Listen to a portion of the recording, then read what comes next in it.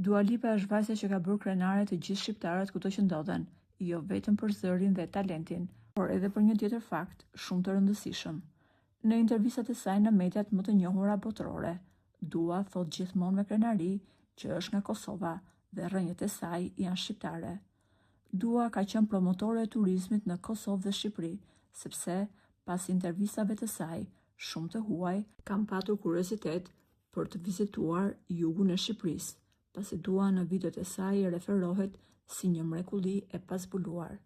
Dihet impakti i jashtëzakonshëm i këngëtares, që ka ndikuar drejt për drejt në Kosovë dhe Shqipëri, por së fundmi, Dua Lipa do të ketë një betejë të fortë ligjore në dyert e gjykatës dhe shifra e vënë në diskutim nuk është pak, por plot 15 milion euro. Por çfarë ka ndodhur? Ekipi menaxhues i këngëtares ka kuptuar se prej 2 vitesh, një nga kompanitë më të fuqishme në Kore shesin televizora duke i paketuar me foton e Dua Lipës.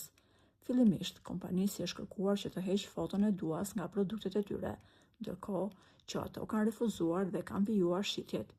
Shumë blerës kanë komentuar se kanë bler televizorin vetëm për faktin se Dua Lipa është në reklamën e këtij televizori. Duke u nisur nga fakti se kompania e fuqishme koreane nuk ndalet me abuzimin e saj për të përdorur pa miratim foton e Dua Lipës, çështja ka shkuar në gjykatë.